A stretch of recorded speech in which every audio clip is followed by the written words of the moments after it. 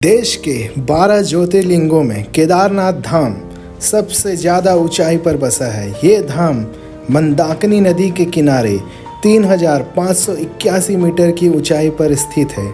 ये उत्तराखंड का सबसे विशाल शिव मंदिर है, जो पत्थरों के शिलाखंडों को जोड़कर बनाया गया है। ये ज्योतिर्लिंग त्रिकोण आकार का है और इसकी स्थापना के बारे में कहा जाता है कि हिमालय के केदार श्रृंग पर भगवान विष्णु के अवतार नर और नारायण ऋषि तपस्या करते थे।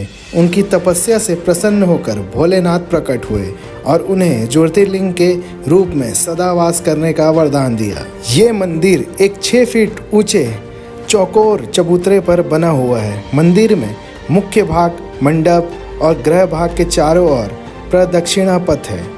बाहर प्रांगण में नंदी बैल वाहन के रूप में विराजमान है।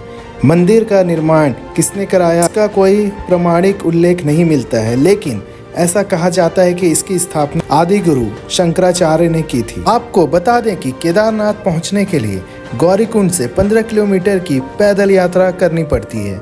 बाबा केदार का ये धाम कातिहुरी शैली में बना हुआ है। इसके निर्माण में भूरे रंग के बड़े पत्थरों का प्रयोग बहुतायत में किया गया है।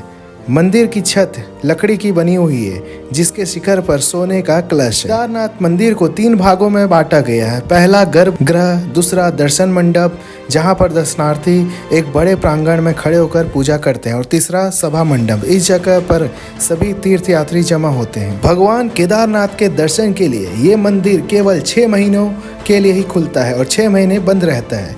ये मंदिर वैसाखी के बाद खोला जाता है और दिवाली के बाद पड़वा तिथि को बंद किया जाता है। जब 6 महीने का समय पूरा होता है तो मंदिर के पुजारी इस मंदिर में एक दीपक जलाते हैं, जो कि अगले 6 महीने तक जलता रहता है। 6 महीने बाद जब ये मंदिर खोला जाता है, तब यह दीपक जलता हुआ मिलता है। ऐसी मान्यता है कि द्वापर काल में जब पांडवों ने महाभारत का युद्ध जीत लिया था, तब उन्हें इस बात की ग्लानि हो रही थी कि उन्होंने अपने भाइयों, सगे संबंधियों का वध किया है। उन्होंने बहुत पाप किया है, इसे लेकर वो बहुत दुखी रहा करते थे। इन पापों से मुक्ति के लिए पांडवों ने भगवान शिव के दर्शन के लिए काशी पहुंचे। लेकिन इस बात का पता जब भोलेनाथ को चला तो वो नाराज होकर केदारनाथ चले गए। फिर पांडव भी भोलेनाथ के पीछे पीछे केदारनाथ पहुंच गए। फिर भगवान शिव ने पांडवों से बचने के लिए बैल का रूप धारण कर बैल की झुंड में शामिल हो गए।